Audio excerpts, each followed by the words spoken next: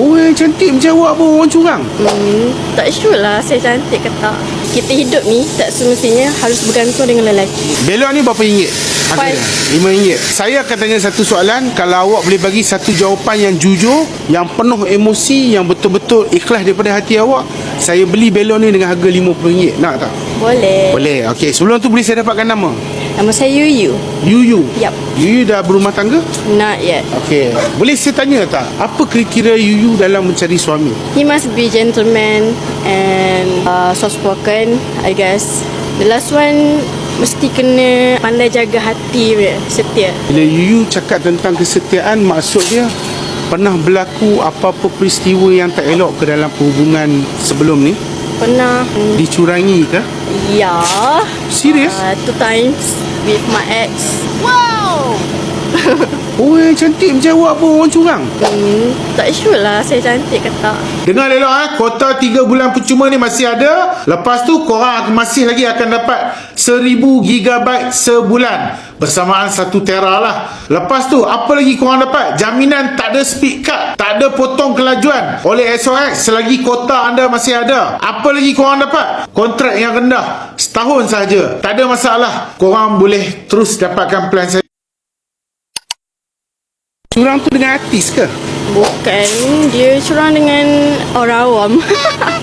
Orang awam. Tak apalah, tak apa. Saya tak nak go lebih-lebih. Ini nasihat ikhlas daripada saya lah. Jangan sedih. Tak. Sebabnya Yuyu seorang yang cantik. Thanks. You ada self-confidence. You always have to be happy. Alright. And remember, sentiasa ada lelaki di luar sana. Apa kata-kata semangat yang Yuyu boleh bagi kepada seorang wanita yang baru kehilangan suami, yang ada anak 10 orang dia kena tanggung, dan at the same time dia tengah menghidap kanser? Since my mom was a single mom, she's the strongest and life must be go on. Love yourself more and more. Kita hidup ni tak semestinya harus bergantung dengan lelaki. That's it. Ini soalan yang agak luar konteks sikit, tapi agak mencabar sikit. Katalah ditakdirkan Allah, okey, jodoh Yuyu adalah seorang suami orang. Maksudnya Yuyu jadi isteri yang nombor 2, nombor 3 atau nombor 4. Contoh. Okay. Are you willing to accept that? No. No. I'm surely not. Walaupun poket dia tebal dan dia agak good looking lah. Oh my god. No. There's a lot of men out there.